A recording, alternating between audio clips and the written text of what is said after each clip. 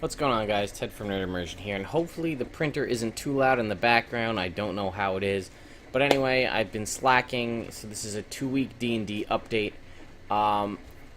It's hard because at one point there's not a lot of news, but at the same time there is a lot of news, so you're gonna want to stay tuned.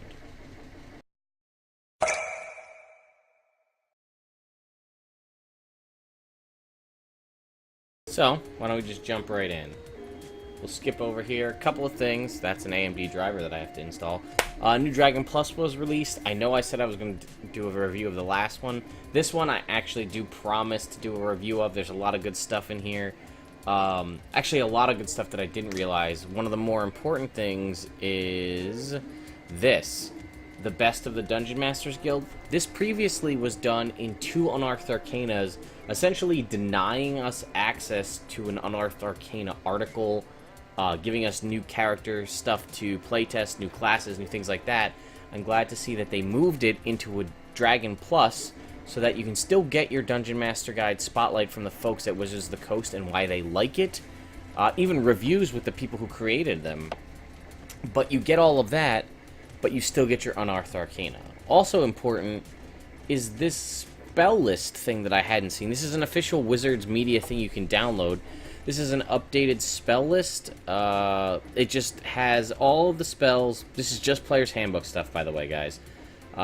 It removes the spells that don't exist that were listed, and it fixes the names, like Destructive Smite is actually Destructive Wave. But what's important is down towards the bottom here, you have a list of all your ritual spells and spells by Magic School, which is not something that you have right away, and then spells by level for all classes. So just cool stuff. So again, I will be doing a separate video in the coming week on just this Dragon Plus.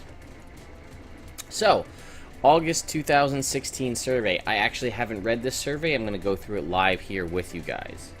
So, feedback on feats. I'm happy to report the majority of you seem really happy with the additional feats. Let's take a look at some general specifics. As Weapon Mastery's feat go, Spear Mastery and Fell-Handed received high marks, while Blade Mastery and Flail Mastery weren't quite as well received. I agree. Based on this, I'd say that quite a lot of fighters are looking for a little something to extend their reach in melee combat, and what we might want to think, and that we might want to tinker a bit more with options for Sword and Flail. I really liked Fell-Handed, personally, because Fell-Handed was an always-on thing, and Spear Mastery also had some always-on abilities. The other ones had specific things you had to do. Among the tool feats, the Alchemist and Gorman feats had very high ranks, or high marks, while the Master of the Skies and Burglar feats received a rather lukewarm reception. With the persuasive popularity of network cooking shows, it is no wonder that you'd rather have your heroes whipping up something in the kitchen than performing illicit acts of skullduggery. All the feedback we received has been extremely helpful. We're all looking for something a little fresher in our feats, whether it's in the field of martial prowess or how to maximize an adventurer's effectiveness with the tools of the adventuring trade. Feats that presented ideas more closely associated to familiar game concepts didn't seem to do as well as those having something new to add to the game. Sorry, turn that fan off. As we continue to work on what out what our first major rules expansion to 5th edition might look like, feedback like this is incredibly useful in helping us push those boundaries without breaking something that we already enjoy. Since filling the gaps in the game is a focus for that project, we hope to pepper you with more opportunities to provide feedback on our efforts in the very near future. So that's good. And again, official first call out of our first major rules expansion to 5th edition. So they are working on one, guys. That's great. It's been 2 years. I'd like it now, but it is what it is. Volo's guide is not that far away. We'll be getting that soon. Hopefully that will give us at least a little something. I'm assuming it's going to give us more monsters. Obviously, that's the whole purpose of it. But maybe some Sword Coast Adventure Guide style additional, canonical things we can use. So let's take the August survey. Did you ever act as a Dungeon Master for your D&D group? Yes. Do you own the 5th edition Dungeon Master screen? Yes.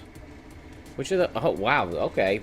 I've had a lot of feedback on these, as you guys know. Which of the following tables on the 5th edition Dungeon Master screen do you use? Conditions, name generator, travel, pace, cover, setting a DC, damage by level and severity. Not even, no. Yeah, that's it. I mean, I don't need to worry about me personally, I don't worry about creating NPCs. Obscured areas and light is something I kind of already know how that works personally. Skills and associated abilities, anybody can get that off a character sheet. Travel pace is something that comes up less often, but it's nice to have a quick reference. Name generator for the taverns, I enjoy that. Conditions is probably the main thing. That's the one mainstay I've seen on every iteration of all of the Gale Force 9s. I'm looking at them all right here. Guides. And cover, I don't really need it. I know half cover is +2 and 3/4 is +5, and total you can't hit them.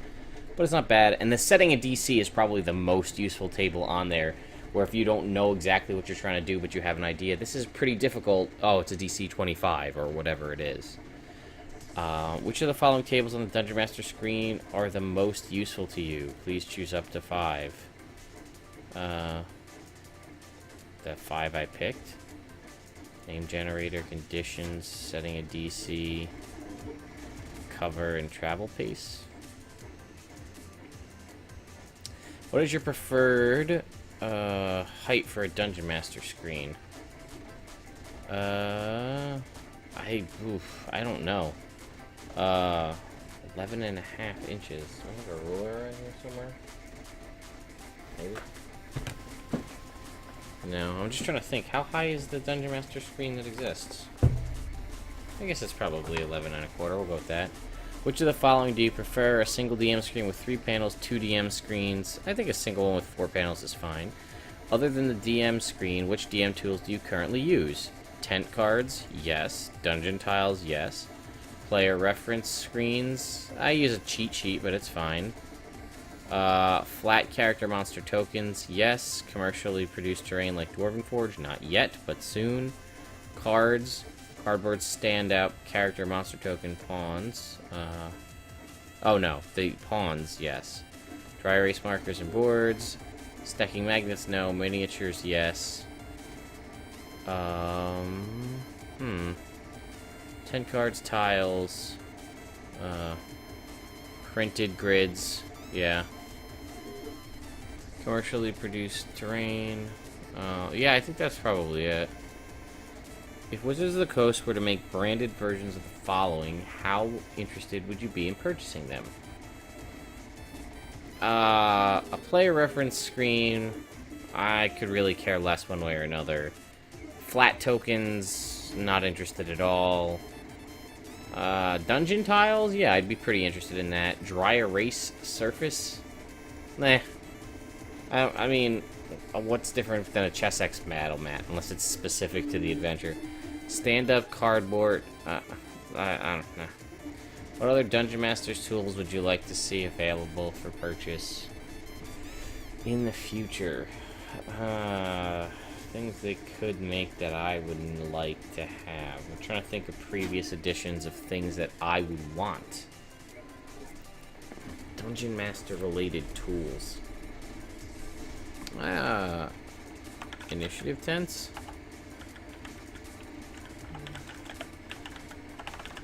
I guess? No, I could print those. That's stupid. I feel like there's a lot of things I would like to have. Oh, let's go with a better DM screen. One that has more useful stuff. No additional comments. You saw, there it is. Chris Perkins was on Dragon Talk to discuss things about Storm King's Thunder. That was 11 days ago, so that was a couple, and then on Lore You Should Know, Matt and Chris discussed Waterdeep, the City of Splendors. If you set a campaign in the Forgotten Realms, you're going to probably end up in Waterdeep at some point. Worth checking that out. D&D, obviously, at this point, it happened already at PAX East.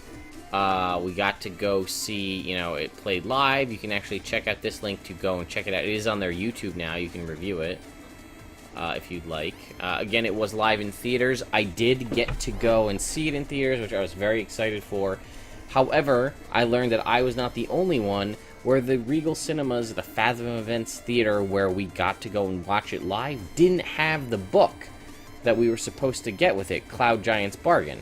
So, right here, thanks to everyone who came to see D&D live at PAX West in the movie theaters. We heard some theaters didn't receive shipments of their adventure booklet. If you didn't receive your adventure, contact WotC at customer help with ticket stub to schedule a delivery of Cloud Giant's Bargain. And I believe this is what we were just looking at, the follow-up. Yeah, here. So you're going to want to go ahead and do that and contact customer support. Here it is. I am going to do this myself after I finish up here. I did want to point out, though, some of you said, man, it really sucks about the binding. Yeah, I'd like to point out that the first thing on the Dungeons & Dragons support page is, how do I replace damaged or defective D&D books? Right off the bat. First thing there. And then Funahus on Twits and Crits. They speak to DM Dan Schneider and player Elise Williams about the crazy shenanigans of Twits and Crits on Dragon Talk. And in Lore You Should Know, they delve into the final faction, the Emerald Enclave, and what the new group is doing in Storm King's Thunder. So anyway, guys, that's it for your D&D Weekly Update. I realize this ran a little bit longer than I had anticipated, but that's because I did the entire survey here. Again, be on the lookout this week for the Dragon Plus analysis article. I'm also going to be doing another short video on just what is Unearthed Arcana. For those of you who are unaware, it was brought to my attention recently. I talk about it pretty freely, just openly assuming that people know what I'm talking about, but I learned that people don't. So I'm going to do just a video on that if you guys are curious, if you've heard me mention it or seen it around and not sure what it is. If you look it up on Google, you might get a little mixed messages thinking about previous editions and there was actual books and things like that. But anyway, guys, right up here is Know Your Role. That's my weekly Tuesday D&D stream. I haven't uploaded the most recent one because we actually didn't play the game proper this past week. We played on the holiday of Labor Day. We played Jake's game, which every 50 followers we play a game that he created and he runs. It was almost a 6-hour game, so I still have all that footage to go through and edit. So I'm working on getting that out, hopefully get that out for you this week. Although we will be back with the main game this coming Tuesday, although we may be rolling right into our Battle Royale for 300 followers, which is also something that we like to do. We had a specific follower goal for 300, and then every 50 we obtain, no matter what, we do an episode of Jake Game.